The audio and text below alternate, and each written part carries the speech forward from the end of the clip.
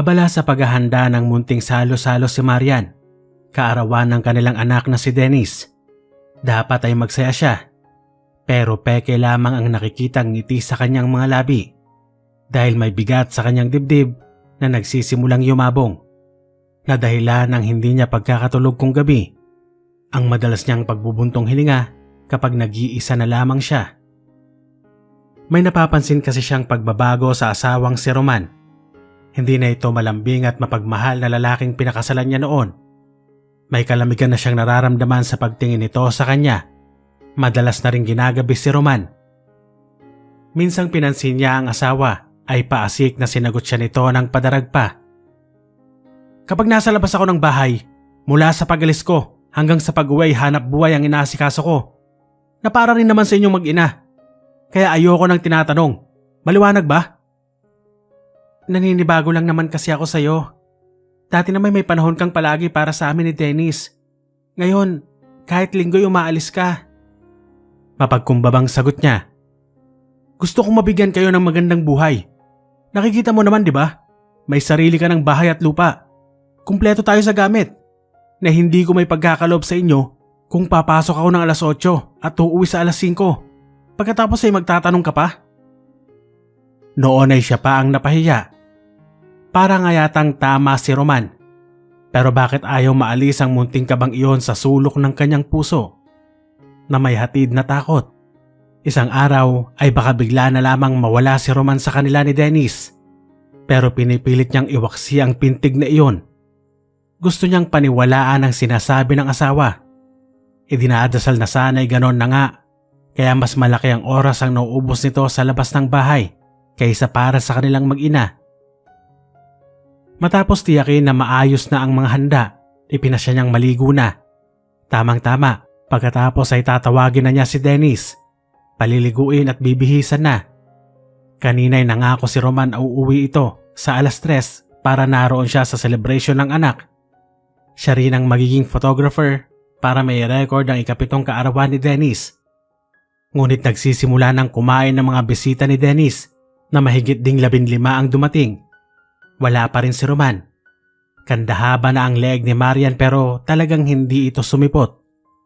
Tapos na ang party. Si Dennis ay abala na sa pagbubukas ng mga tinanggap na regalo.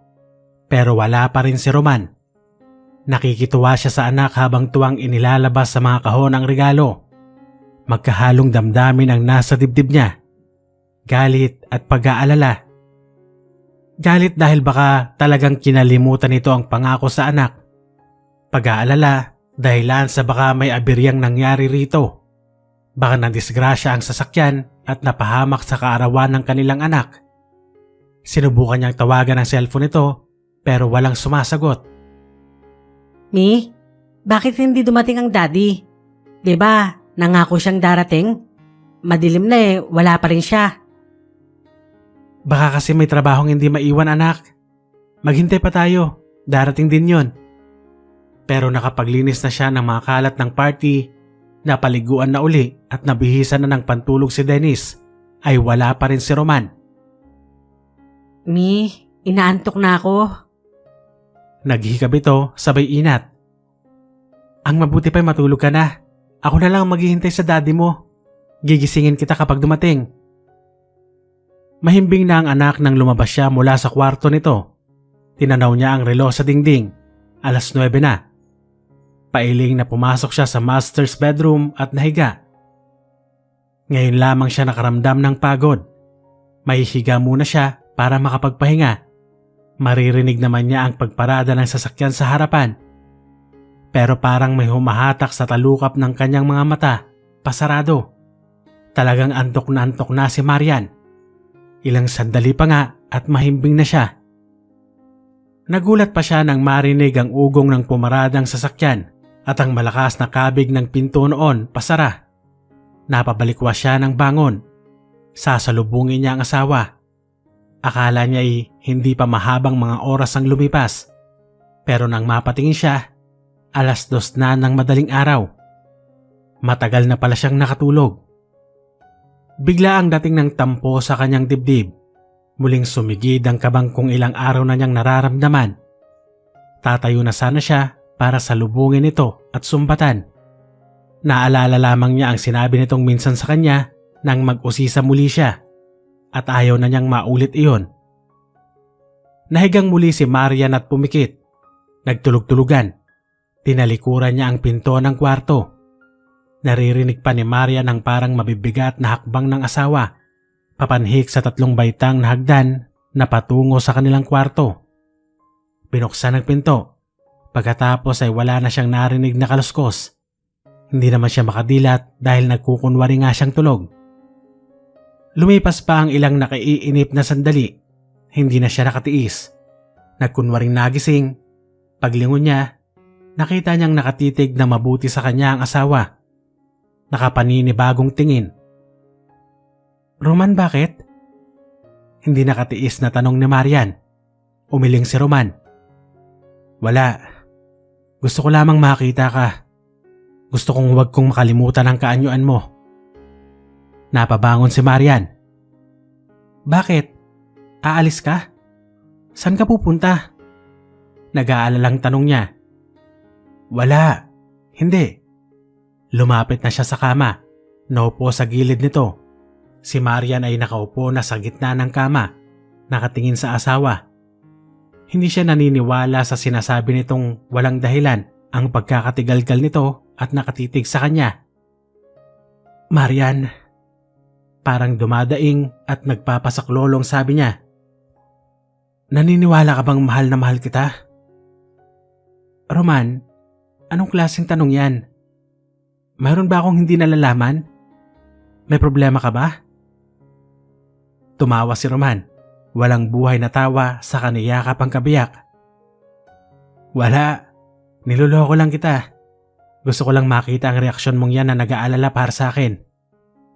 "Roman, ayoko nang naglilihim ka sa akin. Asawa mo ko." "Hindi ako naglilihim, Marian. I swear." "Ikaw ang bahala kung ayaw mong magtapat. Kumain ka na ba?" "Oo, mabuti pa'y matulog na tayo." Tumayo si Roman.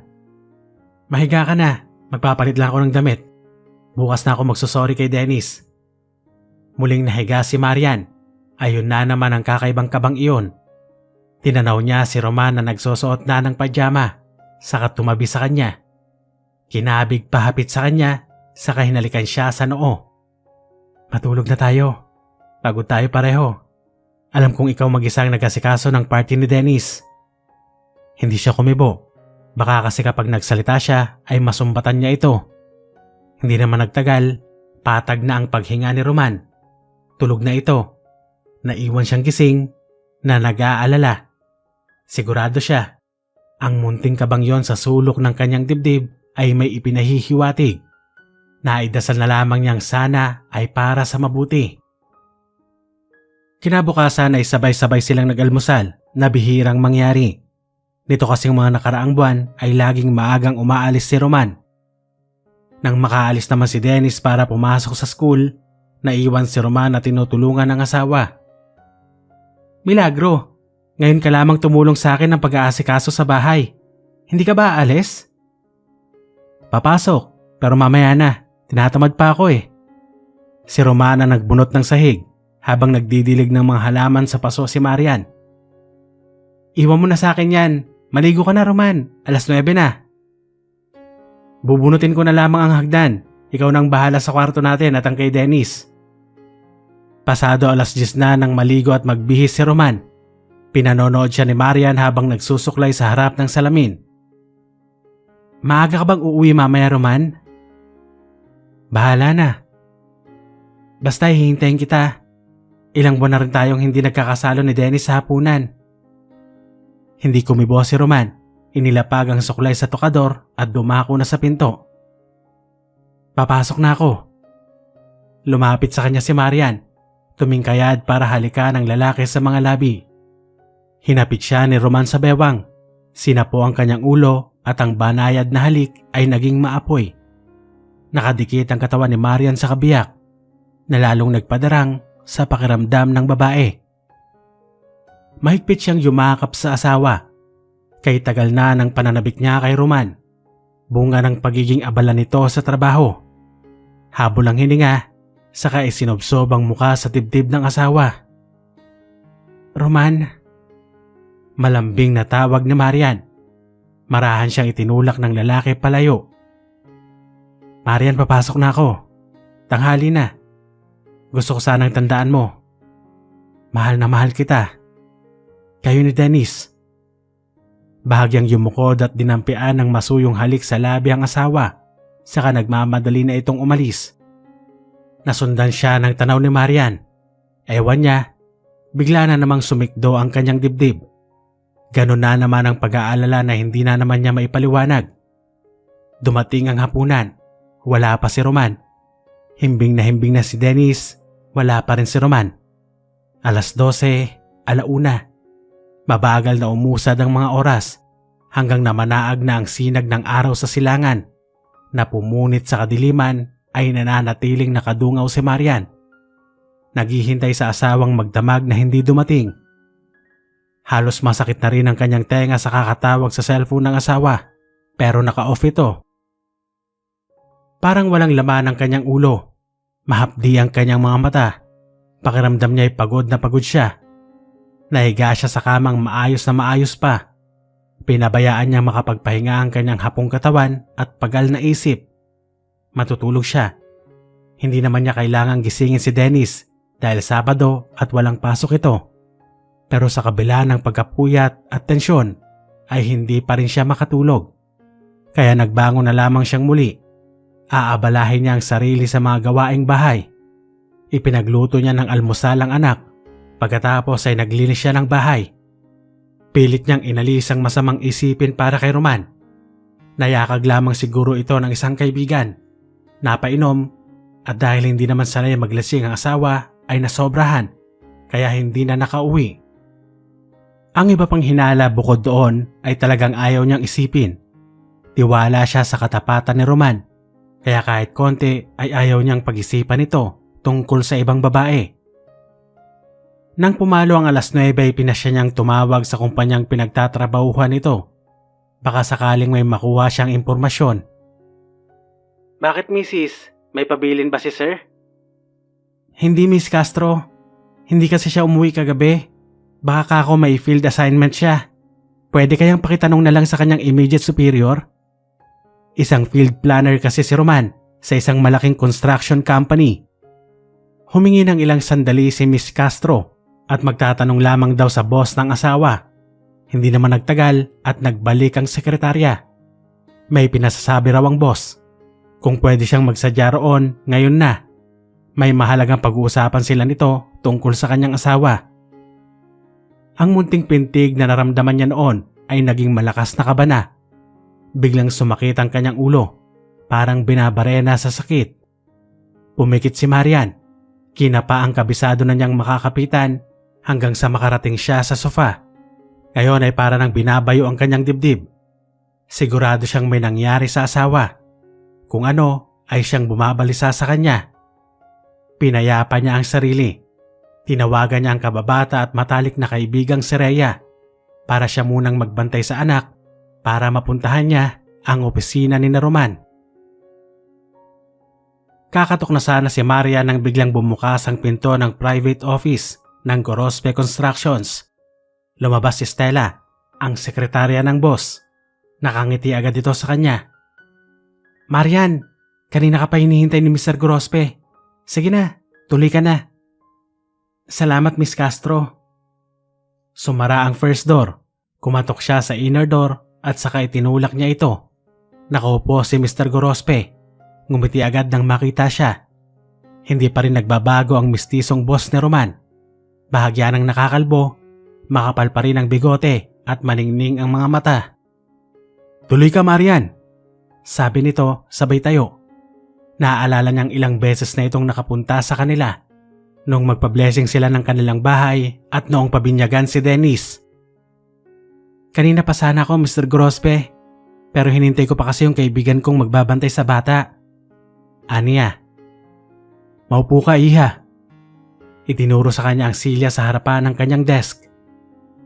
Mabuti pang malaman mo na agad ito. Nagulat ako kanina nang malaman kong tumawag ka at hinahanap mo si Roman. Kung hindi mo pa alam, Nag-resign na siya.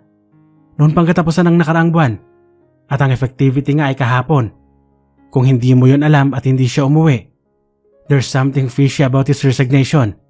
At kung para ano, at nag-resign siya ng irrevocable, gayong ang ganda-ganda ng future niya with this company. Habang nagsasalita si Mr. Jaime Gorospe, ay parang naramdaman ni Marian ang pagpiga ng isang malamig na kamay sa kanyang puso at ang pagtigas ng kanyang sikmura. Nakatitig siya sa kaharap na parang humihingi ng saklolo. Naririnig niya ang mga sinasabi nito pero parang wala siyang pakiramdam. Napansin ng kaharap ang pagbabago ng anyo ni Marian. Nag-alala ito. Marian, are you okay? Namumutla ka. Tumayo ito at nilapitan si Marian. Kinuha ang kamay nito. Nanlalamig ka. Lalong nag-alala ang matanda. Si Roman? Sabi niyang halos di may buka ang bibig. Tarantang diniina ni Mr. Gorospe ang buton ng intercom sa tinawag ang sekretarya. May pagmamadali sa kanyang boses, kaya madaling pumasok si Stella. Halos kasabay ay ang pagbuwal ni Marian. Napatili ang kalihim at dinaluhan agad ito.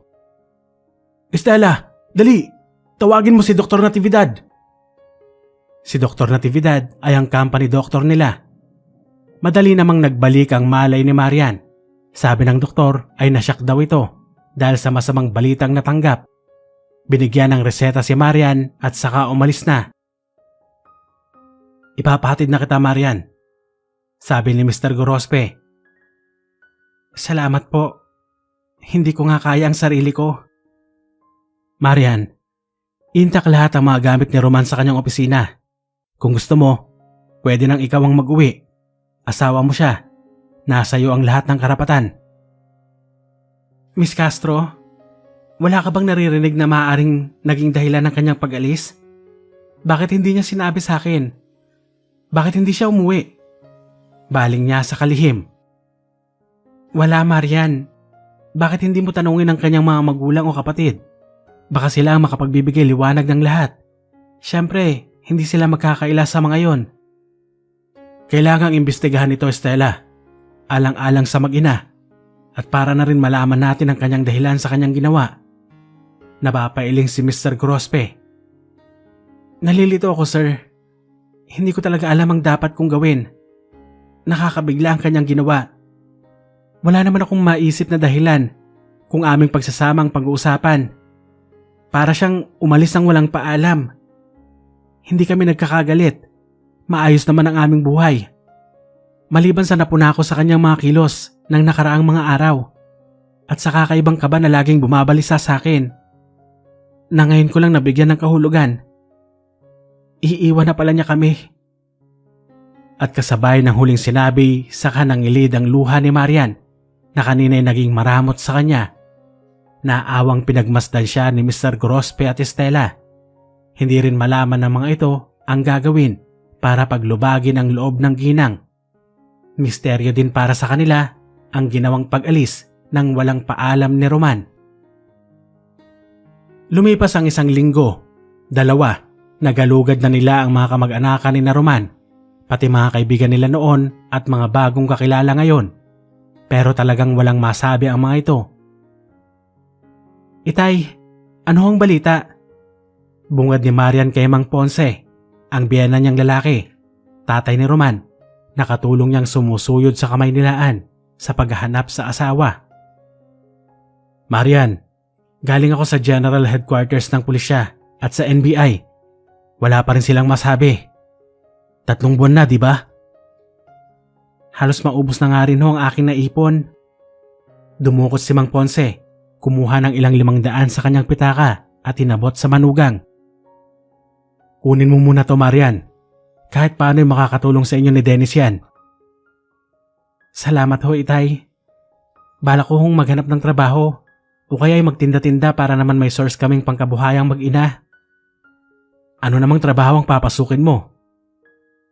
Graduate ho ko ng college. Nutritionist ho ako. Pwede ako sa ospital o sa isang malaking kumpanya. Bakit hindi ka nalang magtayo ng karinderya dyan sa harapan ng bahay? Siguradong may mga alam ka ring putahe na bukod sa masarap ay alam mo pa kung anong masustansyang pagkain. Pwede naman ho, itay. Sang-ayon niya. Pabayaan mo anak. Kapag sigurado ka ng magnegosyo, maglo-loan ako sa aming opisina. Pahihiramin kita ng puhunan. Salamat ho, itay. Wag mo nang masyadong iisipin si Roman, ha? Ang hindi ko lang matanggap ay ang magkaroon ako ng isang anak na duwag. Para siyang hindi lalaki. Sana ay naging matapang siyang harapin kung ano man ang naging problema niya at ipinaalam sa'yo. Hindi kanyang pinagtaguan kanya at binigyan pa ng sobrang alalahanin. Hindi kumibo si Marian, pero katulad din ng ama ni Roman, nagsisimula na rin siyang maghimagsik sa pagiging irresponsable ng asawa. 6 na buwan ang ibinigay niyang palugit sa sarili para kay Roman. Kapag sa loob ng panahong iyon ay wala pa kahit pabalita ito sa kanila, ay sisimulan na niyang kalimutan si Roman. Kailangan niyang isiksik sa kanyang utak yon, kahit man lamang para sa kapakanan ni Dennis. Kung hindi niya gagawin iyon, ay mananatili siyang malungkot. Paano na ang kanyang anak? Kinagabihan, nagsimula siyang magplano para sa kanilang kabuhayang mag-ina. Magsisimula siya munang gumawa ng mga sweets katulad ng yema, pastillas at kung ano-ano pa. Dadalhin muna niya ang mga yon sa office ni Roman. Nagbalak din siya ng pagkuha ng order ng cakes, mga ulam, pastries at kung ano pang kaya niyang iluto. Iyon nga ang ginawa ni Marian, pero bago siya nagdala ng paninda sa Gorospe Constructions ay tinawagan niya muna si Mr. Gorospe. Hindi naman siya napahiya at pumayag ang butihing matanda. Bukod rin sa Gorospe Constructions ay tinulungan din siya ni Rhea at nagdala rin ito ng mga paninda sa opisinang pinagtatrabahuhan nito. Katukatulong niya rin minsan ang kaibigan at ang anak sa pag-aayos ng kanyang mga paninda. Pero ang higit na nakatulong sa kanilang income ay ang catering service na inialok sa kanya ng kapitbahay na si Chona. Ito na rin ang kanyang naging ahente.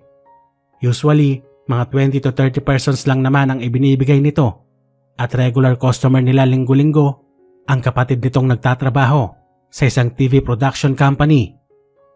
Iyon ang talagang nag-ahon ng kabuhayan nila hanggang hindi na kaya ng bahay lamang ang mga ginagawa nila at nangailangan na sila ng pwesto. At para ma-expand ang negosyo, makabili ng mas malalaking gamit ay sumosyo sa kanya si Rhea.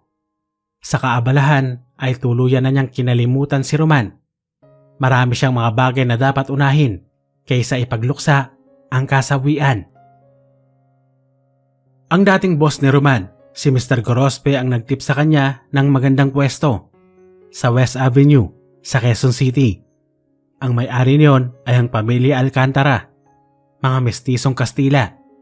Dati coffee shop ito, malakas, pero ang dating umuupa roon ay nag-migrate na sa Canada at iniwan na iyon. Sa paligid, sa harapan at magkabilang panig ng saradong espasyo ay nagtindigan na ang maraming eateries, mga deklaseng mga restaurants na talagang sinasadya ng mga mahilig sa pagkain. Kasama si Rhea, isang umaga ng Sabado ay nagsadya sila sa address na ibinigay ni Mr. Gorospe. Sa San Juan Green Hills yun. Katulad ng kanilang inaasahan, tipong Spanish villa ang bahay ng mga Alcantara. Tisang pula ang bubong, pati ang mga hugis ng bintana at pinto ay mala Kastila. Nakatirik ito sa malawak na solar, pero nasa dakong unahan ang kinatatayuan ng bahay. Mababa ang bakod na may pintang puti. Bukas ang magkabilang panig ng bakod. Walang gate para libreng lumabas-pasok ang mga sasakyan. Saradong-sarado mga bahay dito. Para tuloy walang tao. Palibot ang tingin ni Rhea. Ganyan talagang mga mayaman. Tara na, ayun o, may buton para sa doorbell. Si Marian ang nagtuon ng daliri sa buton. Nagulat pa sila nang biglang bumukas ang pinto. Isang di-uniforming maid ang lumabas. Sinong kailangan ninyo? Si Mr. Mateo Alcantara po. Nariyan po ba siya? Narito po. Sino po ba kayo? At anong kailangan ninyo? Pakisabi po, si Marian Cortez, yung nabanggit na sa kanya ni Mr. Gorospe. Muling sumara ang pinto matapos sabihin sa kanila ng maid na ipapaalam kay Mateo Alcantara ang kanilang presensya. Maya-maya ay bumukas na muli ang pinto. Maluwag na ang pagkakabukas. Tuloy raw ho kayo. Maupo kayo sa sala at lalabas ang Sir Mateo ko. Tumuloy sila. Sumalubong sa kanila ang masarap na haplos ng lamig na nagmumula sa centralized air conditioning ng bahay. Mabangong samyo ng artificial lemon scent. Maupo kayo. Dumako sila sa isang sofa at naupo habang pinagmamasdan ng kapaligiran. Classic ang style ng bahay pero moderno ang loob ng villa. Ang mga kagamitan ay pawang mga mamahalin. Kailangan daw ninyo ako? Napatingin ang dalawa sa puno ng hagdang semicircle na papakyat sa ikalawang palapag. Nakatayo roon ang may-ari ng boses na nagsalita. Ikaw si Mr. Mateo Alcantara? Tanong ni Marian. Lumakad palapit sa kanya ang lalaki. Sa tansya niya ay nasa 30 anyos ang edad nito. Matangkad, moreno, gwapo at lalaking-lalaki si Mateo. Kahawig ito ng Hollywood actor na si Antonio Banderas. Ako si Marian Cortez, ang in-endorse sa'yo ni Mr. Gorospe. Ngumiti ang lalaki, iniabot sa kanya ang kanang kamay. Hi. Siya naman si Rhea Ramiro, kaibigan ko at kasama sa munting negosyo. Ito naman ang kinamayan ni Mateo. Inalok sila nitong maupo ulit. So, what can I do for you? Tanong nito pagkuan. Naparito kami dahil sa bakanteng pwesto sa West Avenue. Matagal na raw yon, ipinagtanong namin. Nagkataong si Mr. Gorospe ay boss ng husband ko. If you don't mind me asking, ano bang itatayo ninyo? Bake shop, pastry shop at catering service. Tugon niya, may kumaluskos sa dakong likuran nila. Nakita nila ang maid na tumanggap sa kanila kanina. May tulak-tulak na rolling tray ito. Puno ng pagkain, mga plato, baso at pitsyel ng maiinom. Ang mabuti pa ay magmerienda muna kayo. Habang kumakain ay i-discuss ko sa inyo ang mga conditions na gusto kong mangyari kung uupahan ninyo ang pwestong iyon. Anitong tumayo at kumuha ng mga platito at hinabot sa kanila. Hindi na sila tumanggi sa alok ni Mateo. Sabay silang nagsimula ng kumain. Ang upa, how about 10% net profit? Nagsalubong agad ang mga tingin ng magkaibigan. Kaya na siguro ninyo. Hindi ba parang lugi ka? Hindi makapaniwala si Marian. Actually hindi naman. Dahil kapag lumakas naman ang shop ninyo, sa katagalan ay nasisiguro kong makakabawi ako. Paliwanag ng lalaki. Pabor sa amin yan Mr. Alcantara. Pero dahil sa inyo nanggaling, sige, payag kami. Gawin ninyo ang kontrata. Kailan ninyo gustong magbigay kami ng down payment at advance? Tanong ni Marian. Iwan ninyo sa akin ang inyong address at phone number. Tatawagan ko kayo o ipapadala ko roon ng contract. Napabilis tuloy ang pagkain ng magkaibigan para silang tumama sa sweepstakes sa ganoong kamurang upa. Talaga yatang sinuswerte sila. Kung ano-ano pa ang napagkwentuhan nila ni Mateo. Business, family at relationships. Nabanggit tuloy niyang may asawa siya at may isang anak. Nang magpaalam ang magkaibigan, nagulat pa si Maria nang iabot sa kanya ng maid ang isang supot ng plastic. May lamang mga prutas iyon. Para sa anak mo, Mrs. Cortez. Ano bang pangalan niya? Dennis, Mr. Alcantara. At salamat dito. Hindi ko alam kung anong sasabihin ko. Ngayon lang tayo nagkakilala ay ang bait ninyo sa amin. Alam mo Mrs. Cortez, may soft spot ako para sa mga bata. Ang lalayo kasi sa akin ng mga kapatid ko. Minsan sa 3 taon ko lamang nakikita ang mga pamangkin ko. Iniabot uli ni Mateo ang kanyang kamay kay Marian. Mahigpit ang pakikibagkamay dito. Nakangiti ang kanyang mga matang nakatitig kay Marian. Napakislot nang bahagyang pisilin nito ang kanyang palad. Ikumusta mo kay Dennis, Mrs.? Nasa jeep silang parehong nakangiti. Hindi man nag-uusap ay parang nagkakaintindihan na sila.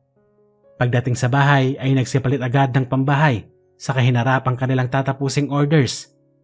Nang gabing iyon, bago matulog, ay naiisip na niya ang magiging ayos ng kanilang bake shop. Sumasalit pa rin si Roman pero madali niyang pinapalis iyon sa kanyang utak. Itinutuon niya ang kanyang pananaw sa magiging kinabukasan nilang mag-ina. Sumalit din si Mateo Alcantara sa kanyang alaala. Hindi niya naiwasang itanong sa sarili, talaga bang mabait ito o maaaring naikwento na ni Mr. Gorosperito ang tunay na katayuan niya sa buhay kaya naging ganoon ang pagtanggap sa kanya. Ano't anuman, okay lang na ikwento nito kay Mateo ang kanyang kalagayan dahil mura ang magiging upa nila sa pwesto. Ngayon pa lamang ay natitiyak niyang sisikat ang kanilang bake shop kapag nakapwesto na roon. Maria Bake Shop, ang nagdudumilat na pulang plastic sign ang nasa harapan ng bagong bukas na tindahan ni na Marian at Rhea. Puro salamin ito, air-conditioned at talagang primera klase ang dating. Nang magbukas ito'y naroon ang kanyang mga biyanan, ang mga magulang pati na rin ang mga kapatid. Handang-handa na nga silang makipagkompetensya sa mga nauna sa kanila. Hindi nila akalain na darating din si Mateo Alcantara sa blessing na iyon. Nagpadala na kasi ito ng bouquet ng mga bulaklak. Good luck sa inyong dalawa. Bati nito. Salamat Mr. Alcantara. Kailangan nga namin yan. Tama si Marian. We really need lots and lots of luck para sa aming sinisimulan. Segunda ni Rhea. Magtatagumpay kayo.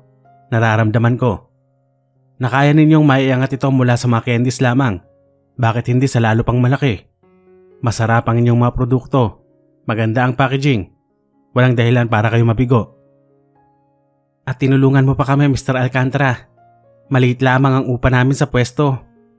Aniya, saglit na natigilan si Mateo. Pagko'y bumaling kay Rhea. Rhea, pwede bang iwan mo muna kami? May mahalaga lamang akong sasabihin kay Marian. Aba, oo naman, Mr. Alcantara. Tsaka, wag na tayong maging formal sa isa't isa. Mateo na lang itawag ninyo sa akin. Alam kong mula ngayon ay magiging magkakaibigan na tayo. Anang lalaki. Sinabi mo Mateo. Sagot ni Rhea saka tinalikuran na silang dalawa. Mateo, dun tayo sa office ko. Mabuti roon, hindi maingay at kukonti lang ang tao. Nauna si Marian. Kasunod niya si Mateo. Hindi niya alam kung ano ang kailangang sabihin nito na dapat pang wala si Rhea. Pumasok sila. Itinuro ni Marian ang upuan sa harap ng kanyang office table. Nang nakaupo na si Mateo ay saka pa lamang siya naupo. Tiningnan niya ang lalaking kaharap. Ano ba ang sasabihin mo? Alam kong hanggang ngayon ay nagtataka kayo ni Rhea kung bakit napakamura ng paupa ko sa aking pwesto. Gusto kong malaman mo na alam ko na ang lahat. Ani Mateo. Ang lahat? Napatitig siya sa lalaki. Anong lahat? Si Roman, ikaw, si Dennis na ngayon ay walang ama. Sumagi na nga iyon sa kanyang isip noon pero hindi naman niya natiyak. Naisip pa niyang baka sobra na ang pera ng mga Alcantara kaya murang-mura ang paupa sa kanila. Hindi mo na sana ginawa yon. Wala ka namang responsibilidad sa amin. Hindi ka namin kaano-ano. Sabi ni Marian. Bumuntong hininga muna si Mateo bago sumagot. Wala nga. Sa'yo. Pero minsan ay may naging kasalanan ako. Sa isang babae. Bata pa ako noon. Napaibig ko si Flora. At may nangyari sa amin. Pero pagkatapos ay natiyak kong hindi ko naman pala siya talagang mahal. Bugso lamang ng aking kabataan. Napakunot ang noon niya sa pagtataka. Anong kinalaman ko roon, Mateo? Nilayuan ko siya, Marian. Sa Amerika ako nag-aral para lamang malayo sa kanya. Pero binabagabag ako ng aking konsensya. Bumalik ako rito. Hinanap ko siya. Pero nalaman kong patay na siya. Nag-asawa siya. Pero hindi naging maligaya ang kanyang buhay sa lalaking nakatuluyan niya. Hindi ko pa rin maintindihan ang koneksyon ko sa mga kwento mo. Can't you see? Ako ang dahilan ng kanyang mga kasawian. Wala na akong magagawa para maibalik pa ang nakaraan. Kaya naipangako ko sa aking sarili na tutulong ako sa iba. Lalo na sa mga babaeng napasadlak sa kasawian. Paliwanag nito. Napatango-tango siya. Naunawaan ko na, Mateo. at nagpapasalamat naman ako dahil nakasama kami. Isang malaking pagkakataon ito para maihanda ko ang aking anak sa magandang future niya. Kung kailangan mo pa ng tulong ko, labis-labis na ang nagawa mong ito sa amin. Baka maging abuso na kung hihiling pa ng iba. Siguro naman ay pwedeng makapunta ako rito paminsan-minsan. Basta mabibili ka eh. Pagbibiro ni Marian. Ngumiti si Mateo. Hindi lang bibili. I-endorse pa kita sa mga kaibigan at kamag-anak ko. Bigyan mo ko ng maraming calling cards para naman maipamigay ko sa kanila. Tumayo na si Mateo. Kinamayang muli si Marian. At naramdaman na naman niya ang marahang pisil nito sa kanyang palad. Napatingin sa kanya si Marian. Ngumiti lamang ang binata saka tumalikod na. Pagdating sa pinto ay lumingon pa. Marian, I hope ito na ang simulan ng ating magandang pagsasama. Ngumiti siya kay Mateo. Nang makaalis ang lalaki ay tinulungan niya si Rhea na asikasuhin ang mga bisitang dumalo. Bawat isa ay humahatak sa kanya, pumupuri sa kanilang produkto at pagkaing inihanda. Bago matapos ang gabing iyon ay nabiling lahat ang mga nasa estante bukod pa sa maraming orders na inilista ni Rhea. Mami, inaantok na ako. Ungot ni Dennis na kinakalabit na ang ina. Dennis, doon ka na muna sa office ko. Maiga ka sa sofa. Halika, ihatid kita. Inihatid niya ang anak sa opisina niya. Matapos magpaalam muna sa mga panauhin. Pinahiga at nang sa tingin niya ay nakatulog na, ay saka siya nagbalik sa store. Isa-isang nagpaalam na ang mga dumalo. Dala na ang kanilang binili. Lampas na ng 12:00 nang makapagsara sila at magkulong sa office ng shop. Malaki na agad ang kinita nila sa unang araw pa lamang at marami pa silang order kinabukasan. Nang gabing iyon ay hindi natulog ang magkaibigan. Magkatulong silang nag-bake, nagluto ng mga paninda. Ilang araw ang lumipas at tuloy-tuloy ang daloy ng swerte kina Marian. Kumuha na rin sila ng additional na tao sa store. Lalo pa at ilang araw na rin silang full order. Sila na lang ni Rhea ang nagbe-bake ng mga paninda. Kanina ko pa iniisip si Mateo, Marian. Come to think of it, sa ilang ulit natin siyang nakausap. Madalas ko nga mahuling pasulyap-sulyap siya sa'yo. Tingin bang parang tinatansya ka? Sabi ni Rhea isang araw habang gumagawa sila ng cakes. Tingin may kasamang awa, ganon? Hindi, basta tingin lang na parang ina-assess ka niya. Siyempre, kabisado natin ang isang lalaki may intensyon sa isang babae, di ba? Siguro, minimenos niya ako na hindi ko kayang magtrabaho para makabayad sa kanya. Iyon ang unang dahilan na naisip niya. Alam mo, hindi ko makitang dahilan bakit hindi siya nag-aasawa pa. Pogi naman siya, mayaman, matalino at mabait. Hindi kaya bading? Tanong ni Rhea at pinalambot pa ang wrist. Sira, lalaking lalaki si Mateo. May malungkot nga siyang karanasan noong kabataan niya na hanggang ngayon ay dinadala niya sa buhay. Naikwento na kasi niya kay Rhea ang usapan nila ni Mateo. Yun nga ang dahilan, di ba? Kaya mura ang paupa niya sa atin. Dahil sa isang babaeng inabandona ng asawa ang magiging tenant niya. Parang bayad at raso ang pagiging mabuti niya sa atin. Sa akin, Rhea. Tumango-tango si Rhea. Kung ano man ang dahilan niya, swerte pa rin natin at ganoon kababa ang paupa niya sa atin. Kinagabihan sa kanyang pagtulog, matagal nang nakahiga si Marian pero hindi siya makatulog. Nakatuon ang kanyang isip sa isang lalaki, kay Mateo. Ang mga titig ni Mateo na hindi pa rin niya maunawaan ang kahulugan. Hanggang mamigat na ang kanyang mga talukap at tuluyan na siyang makatulog, ay si Mateo ang laman ng kanyang utak. Marian! Mateo!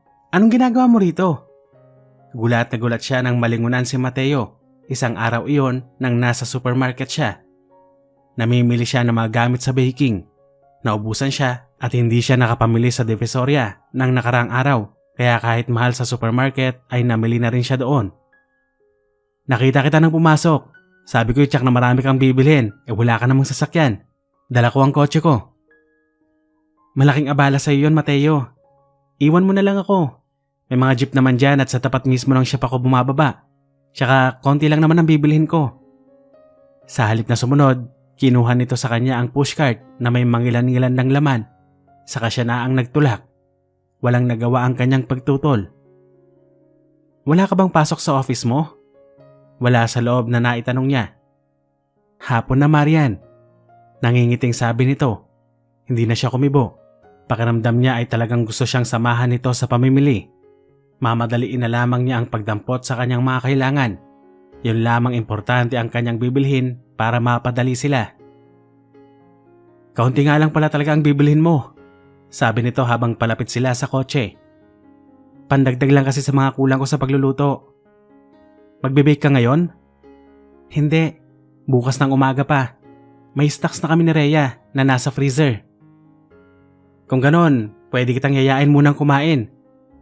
Titig na titig siya kay Marian. Nagluto si Chona, Mateo. Kung gusto mo, sumalo ko na lang sa akin. Hindi mo ba ako mapapaunlakan kahit ngayon lang? Nakangiti siya sa babae. Nag-isip si Marian. May pakiusap at lambing ang pagsasalita ni Mateo. Naisip niya na mabuti naman ang pakita nito sa kanila, kaya napapayag na rin siya. Sige, pero hindi ako pwedeng magtagal. Lumarawan ang tuwa sa mukha ng binata. Ginagap ang kanyang kamay, marahang pinisil. Saka inalalayan siya sa pagsakay sa kotse, sa pwestong tabi ng driver's seat. Muli na namang pumintig ang munting kaba niya para kay Mateo. Nagsisimula na yata siyang magkaroon ng ibang interpretasyon na baka may gusto sa kanya ito. Bigla tuloy siyang napasulyap dito na lumingon din pala sa kanya kaya nagsalubong ang kanilang mga tingin. Siya ang unang nagbaba. Parang may kung anong init na hatid sa kanyang puso ang titig na iyon ng binata. Naluloka ka na, Marian. Kastigo niya sa sarili. Dahil ba mahigit ng 1 taong wala si Roman, magiging marupok ka na kaagad sa konting pagpapakita ng kabaitan ng isang lalaki? Kung iyong pinakasalan niya ay inabando na siya at ang kanilang anak, ito pa kayang mayaman at ang pagtingin niya ata sa kanya ay madali siyang bitagin dahil nga sabik sa pagmamahal at pisikal na pangangailangan. Napasiksik tuloy siya sa sulok ng pinto. Parang natakot siyang mapadiit sa braso ni Mateo. Buti na lamang at paliko ang sasakyan, kaya hindi napuna ng binata ang ginawa niyang iyon. Di kawasay ipinara ni Mateo sa harap ng restaurant na ang specialty ay mga seafoods. Kagaya ng sinabi ni Mateo, masasarap ang lahat ng putahe roon. Lalo na ang inihaw na maliputo na pinaternohan ng binata ng sinigang na baboy. Nabusog ng gusto si Marian, kaya nang nasa kotse na sila, habang hinahaplos siya ng malamig na hangin, ay napaidlip siya. Mahimbing na pagkakatulog. Nagising na lamang siya nang maramdaman ang marahang tapik sa kanyang pisngi at ang mainit na hininga ni Mateo sa kanyang mukha. Mateo, bakit? Narito na tayo sa harap ng shop. Napabalikwas siya. Napatingin siya sa labas. Nasa lihis sila ng shop sa dakong hindi abot ng liwanag na nagmumula roon. Otomatikong kinapa niya ang knob ng pinto para buksan ito, pero pinigil siya ni Mateo. At bago siya nakakilos, ay naramdaman niya ang pagkabog nito sa kanyang balikat at ang pagdampi ng mga labi nito sa kanyang mga labi. Napadilat siya.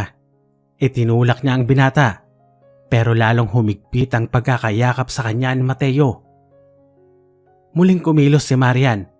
Bahagya na siyang nakagalaw dahil nga halos nakadagan na sa kanya si Mateo. Hindi rin niya matinag ang mga labi nitong nakahakab sa kanya. Bahagyang lumuwag ang pagkakayakap ng binata kay Marian para bigyang daan ang kanyang kamay na humaplos sa leeg nito. Pababa. Napaigtad na muli ang babae. Napapikit. Kay tagal din niya iyong pinanabikan. Si Roman. Siya ang may kasalanan. Bata pa siya at may pangangailangan. Ngunit pinabayaan siyang mapag-isa. Kay tagal niyang umasam na muling lumigaya sa pag-ibig. Pahingal na kumala si Mateo sa kanya. Sumandal sa upuan at pumikit. Pinapayapa ang damdaming napukaw sa harap ni Marian. Nang dumilat ay masuyong ginagap ang isang kamay ng babae at pinisil. Napalingon si Marian sa kanya. Nagsalubong na muli ang kanilang mga mata. Iba na ang hatid niyon kay Marian. May init, may pagasam. I'm so sorry, Marian. Hindi ko sinasadya. Nadala lamang ako ng damdamin ko para sa'yo. Alam mo bang, minahal na kita noon pa mang una kitang makita. Maniwala ka sana. Hindi ko sinasadya. Mateo, bababa na ako. Hindi marapat ang sinasabi mo. May asawa na ako. May anak. Asawa? Pero nasan siya? Matagal ka na ring inulila ni Roman. Bata ka. Sariwa. May init pa ng pag-ibig. Minsan lamang tayo mabubuhay, Marian. Pagkakaitan mo ba ang sarili mong lumigaya? Mateo, bitawan mo na ako. Hindi tama ito. Kailangan ako ni Dennis. Kaya ko pang tiisin ang lungkot. Alam kong isang araw ay babalik si Roman. Marian, iniwan ka na niya't sukat. Siya pa rin ba ang hinihintay mo? Bakit hindi akong piliin mo? Paliligayahin kita sa lahat ng paraan. Pati si Dennis, may tiyak siyang kinabukasan sa akin. Walang masabi si Marian. Pinakikiramdaman ang sarili. Ano ba itong kakaibang nararamdaman niya para kay Mateo? Lumalakas ang pintig ng kanyang puso. Ang munting kaba noon ay hindi lamang pintig ngayon. Para siyang nalulunod na hindi niya mawari. Tutol ang kanyang isip sa pangangailangan niyang pisikal. Pero ang kanyang katawan, naghuhumiyaw sa pangangailangan ng pag-ibig. Lalo na ngayong naantig siya ni Mateo. Ihahatid na kita, Marian. Magkikita pa tayo. Pupuntahan kitang lagi. Liligawan. Sana ibigyang pansin mo naman ang sinasabi kong ito. Huwag mo na akong ihatid. Nagmamadaling bumaba si Marian. Halos patakbong lumayo sa kotse. Bit-bit ang kanyang pinamili. Hindi na humabol si Mateo. Marami pang pagkakataon para mapatunayan niya rito ang matapat niyang hangarin. Humahangos na pumasok ng shop si Marian. Bitbit pa rin ang bag na nagtuloy sa working area. Naupo siya sa upuang naroon. Waring pagod na pagod. Hinapo siya sa kanyang encounter na iyon. Natitiyak niya sa sarili. Kailangan niya ng pag-ibig. Naikubli niya iyon sa likod ng kanyang isip dahil wala si Roman. Pero ngayong dumating sa buhay niya si Mateo, waring gripong nabuksan ang itinago niyang iyon. Kailangan niya ng pag-ibig. Kailangan niya si Mateo. Nagkahugis na ang munting pintig na iyon para sa binata. Umiibig din siya rito. Gusto niyang mag-isip na mabuti. Gusto rin niyang linawin sa sarili kung gaano pa ang kanyang pagtingin sa asawa. Ang pagkakapukaw ni Mateo ng natutulog na damdamin ni Marian ay isang problemang kinakaharap ng babae ngayon. Noon ay nagawa niyang ibaon ang iba pang pangangailangan ng kanyang katawan sa pagsusubsob sa gawain. Akala niya ay napagtagumpayan na niya iyon kung hindi dumating sa kanyang buhay si Mateo. Noon, walang pasubaling si Roman lamang ang lalaki para sa kanya. Ngayon ay muling pumaibabaw ang kanyang galit kay Roman at binibigyang katwiran kung bigyang pansin man niya si Mateo. Pero ano ba ang alam niya rito? Kailan lamang niya ito nakilala? Mayaman ang binata. Karaniwan ng ang katulad ni Mateo ay mapaglaro sa katulad niyang mahirap, lalo pat iniwan ng asawa at may anak. Bago siya natulog ay nakagawa na si Marian ng isang desisyon. Iiwas na siya kay Mateo. Nasaktan na siya ng labis kay Roman. Kung isa pang tinik sa kanyang dibdib ang mararamdaman, baka hindi na siya makatagal. Baka hindi na niya makaya pa. Ibubuhos na lamang niya ang kanyang panahon sa negosyo. Mag-iisip na lamang siya kung paano lalong mapaunlad ito. Kahit paano, alam ni Marian na malaki ang may tutulong kapag marami na siyang salapi para makalimot. Makakabawas iyon ng kanyang pag-aalala sa buhay. Ang sumunod na mga araw ay ginugol niya sa pag-abala sa sarili. Nagpupunta rin siya sa mga seminar tungkol sa mga cakes. Lahat ng iyon ay ginagawa niya para maiwasan lang si Mateo. Pero porsigido rin ang lalaki. Kahit gaano kalayo ang venue ng seminar niya, ay magugulat na lamang siya kapag nag-message ito sa cellphone niya na nasa labas na ito at ihahatid daw siya pa uwi. Sa bake shop naman, madalas ay bisita rin nila ito. Ang matindi, iba ang estilo nito ng panliligaw. Ang mga taong malalapit sa kanya ang nililigawan nito. Ang mga kaibigang sina Chona at Rhea, lalo na ang anak na si Dennis na madalas nitong ipasyal. Nakita ni Marian kung gaano kasaya ang kanyang anak. Patalon-talon pa ito habang akay ni Mateo. Lalo siyang nakaramdam ng awa kay Dennis. Sa edad nito'y talagang kailangan niya ng isang ama, ang pagmamahal at kalinga. Nasa formative years niya si Dennis. Isa siyang babae. Ano ba ang may tuturo niya rito na mga bagay na panlalaki? Isang ama lamang ang maaring makapagturo. Mabuti na lamang at napaniwala pa niya si Dennis na nag-OFW si Roman kaya wala ito sa tabi nila. Ngunit nasaan na nga ba si Roman? Halos 3 taon na pero wala pa rin siyang balita rito. Ano na nga ba ang nangyari sa lalaki? Sa panahong wala si Roman ay matyagang nanliligaw si Mateo sa kanya. Laging ipinapasyal si Dennis. Mas ito pa ang nililigawan kaysa sa kanya. Naging matapat din ito sa kanyang pangako na hindi na uulitin ang kapangahasan nito ng gabing iyon. Unti-unti ay napapalapit na rin ang loob niya sa binata. Marian, bakit pilit mong ibinibilanggo ang sarili mo sa alaala ni Roman? Magta3 taon na siyang nawawala. Magdadalawang taon naman na akong matyagang sumasamo sa'yo. Bigyan mo naman ng pagkakataon ng buhay mong lumigaya. Yan ang ipinapangako ko. Malamlam ang mga matang wika ni Mateo. Nasa opisina sila noon ng bake shop, isang umaga ng linggo iyon. Tanghali pa ang pasok ni Rhea at Chona. At siya naman ay maagang pumasok para may ayos sa mga orders. Inihatid siya doon ni Mateo. Asawa ko siya, Mateo. Ama ng aking anak. At alam kong buhay. At maaring isang araw ay babalik siya sa amin. Aniya.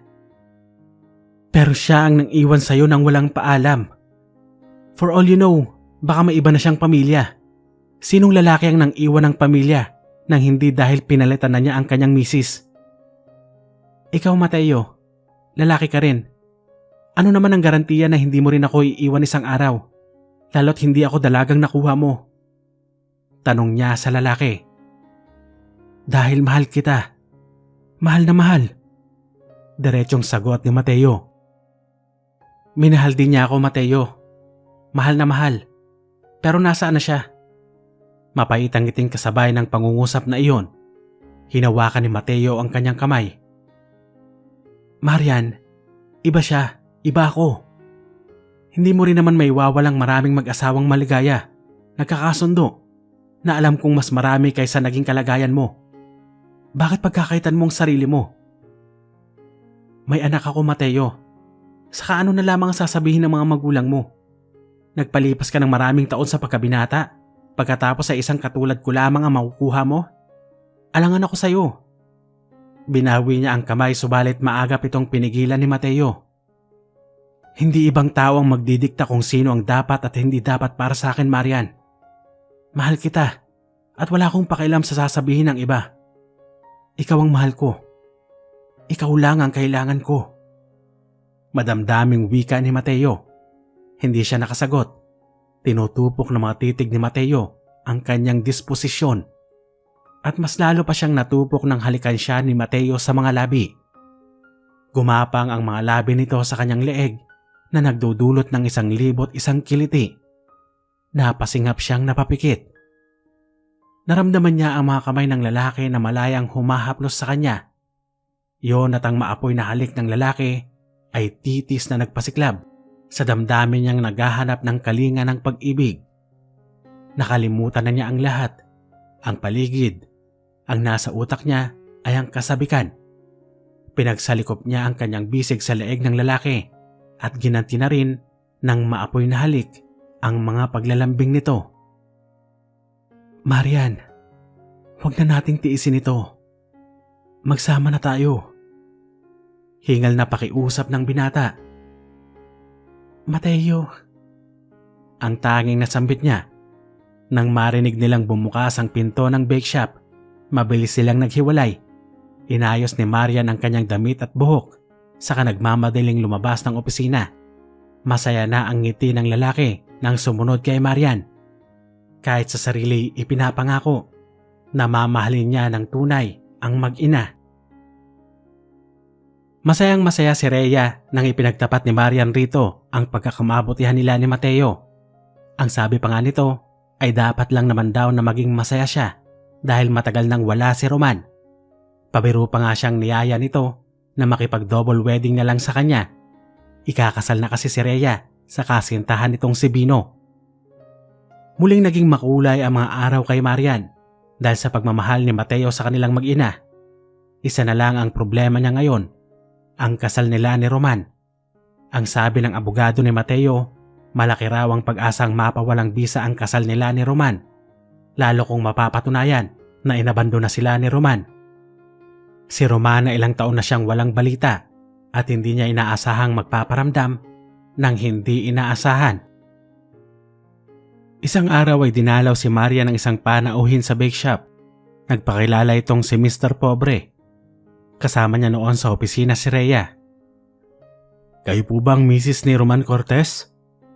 Tanong ng lalaki. Nagulat si Marian sa pagkarinig sa pangalan ng asawa. Ako nga." "Bakit?" Iniabot sa kanya ng lalaki ang isang brown envelope. Mga medical certificates ang mga yon. "Inutusan lang po ako ni Roman, Mrs. Kailangan niya kayo. Nagbibilang na lamang siya ng oras. Malubhang malubha na siya." Namutla si Marian sa narinig. Si Rhea ang nagtanong. "Ano? Bakit? Anong sakit niya?" Parang itinulo sa pagkakaupo si Marian. Matagal ding inasam niya ang pagbabalik ni Roman. Hindi ito umuwi. Naghanap siya kung saan-saan. Ngayong napagod na siya at handa ng kalimutan na naugnay sa kanya ang isang Roman Cortez, ay bigla na lamang itong magpapasabi na kailangan siya. Ngayong malubhan at nagbibilang na lamang ng oras. "Mrs., maaari bang sumama na kayo sa akin?" "Rhea?" Nagpapasaklolo ang kanyang tingin sa kaibigan. "Marian, kailangan mo magpunta. Malubha raw siya." "Sasamahan mo ko, Rhea?" "Sasamahan kita. At kailangan ding isama natin si Dennis. Hintayin na natin siya, Rhea. Darating na siya." Nasa UST Hospital si Roman. Ipinalipat doon ng mga biyana na siya palang unang pinatawagan ni Roman. AIDS ang sakit ng asawa at kung paano nito nakuha ay hindi niya alam. Pero maaring sa babae, maaring hindi nga naging tapat ang asawa sa kanya. Naaalala niya ang mga sandaling parang nananamlay ang asawa at sinabihan pa niyang magpa-check up ito. Ilang buwan ang lumipas ay parang nagbago ang kanyang asawa. Sa loob ng ilang buwan na yon ay tinikis nitong walang mangyari sa kanila. Siguro ay nakonsensya si Roman na baka mahawahan siya nito. Hanggang sa bigla na nga lang mawala na parang bula ang asawa. Marahil dahil ayaw maging pabigat sa kanya. Galit ba siya? Hindi niya alam. Paano niya magagawang magalit sa isang taong bilang na ang sandali? Pinuntahan nila si Roman. Nang mapagmasdan niya ang nakaratay ay nalunos ng husto si Marian. Humpak na humpak ang mga pisngi nito. Nanlalalim ang mga nakapikit na mata. Butot balat na lamang ang dati makisig, masigla at mapagmahal na asawa. Kinain na ng sakit ang kabuuan nito. Masakit ang makitang nagkaganoon si Roman. Pero sino ba ang dapat niyang sisihin? Hindi ba't si Roman din mismo na hindi na kontento sa kanya? Pero kahit ganon, si Roman pa rin ang lalaking una niyang minahal. Kahit may isang Mateo na sa kanyang puso ay hindi pa rin basta may aalis na si Roman ang dati niyang minahal at ama ng kanyang anak. Impit na sigaw ang lumabas sa mga labi ni Marian sa kawalang pangiming yumakap sa yayat na katawan nito at doon humagulgol ng humagulgol. Saglit lang nakapagsalita si Roman at pagkatapos noon ay payapa na itong pumanaw habang yakap niya. Pakiramdam ni Marian ay nahuhulog siya, pabulusok sa malalim na balon ng kadiliman. Sigaw siya ng sigaw pero walang sumasagot sa paghingi niya ng tulong. Sige siyang nahuhulog sa tila walang katapusang lalim ng kadilimang iyon. hanggang sa mapagod siya sa pagsigaw at pagtawag kay Roman. Hanggang sa tumahimik ang paligid at wala na siyang namalayan pa. Pakiramdam ni Marian ay nanunood siya ng sine. Ang nagaganap sa paligid niya isang palabas lamang. Ang kabao ng asawa, ang mga taong nakiramay. Si Rhea na masuyong nasa tabi niya. Si Mateo na nakiramay din sa kanya pero naroon lamang sa malayo na tila ordinaryong nakikipaglamay lamang. Si Dennis na kung gising ay hindi umaalis sa kanyang tabi na para bang alam na niya ang dramang iyon sa buhay. Nang ilibing si Roman ay nakita niya sa malayo ang kotse ni Mateo. Alam ng lalaki na nagluluksa pa siya kaya hindi pa ito nangungulit ang tungkol sa kanya. Ipinagpatuloy nila ang kanilang buhay. Sa ilang linggong nagdaan ay napawi na rin ang sakit ng pagkawala ni Roman. Pero ang pumalit ay ang pusong nangungulila. Nangungulila sa presensya ni Mateo. Maging si Dennis na nakasanayan na ang tito Mateo niya ay panayang tanong kung kailan pupunta ang lalaki sa kanila. Hindi naman niya masagot dahil hindi naman nagre-reply o tumatawag si Mateo. Lumipas ang mga araw.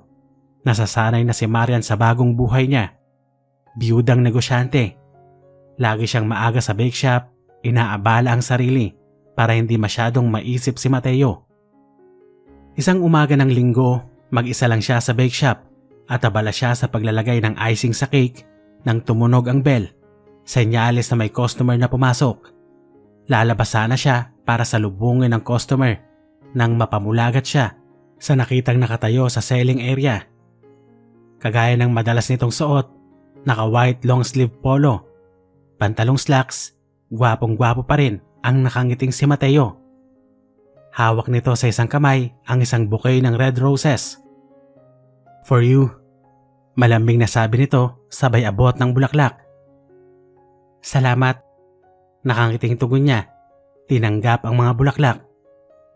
"Ang tagal mong walang paramdam ah." May himig ng pagtatampo ang salita niyang iyon. Iginiya siya ni Mateo sa sofa, pinaupo siya at lumuhod ito sa harapan niya. "Dahil alam kong nagluluksa ka pa sa pagkawala ni Roman at gusto ko rin makasiguro ka syempre na nakahanda ka na ngang tanggapin ako sa buhay mo, sa buhay ninyo ni Dennis." Anito habang may kinukuha sa bulsa ng pantalon. Napaawang ang kanyang mga labi nang makita ang isang pulang kahita at nang buksan iyon ni Mateo, nagkukuminang ang diamanteng singsing roon.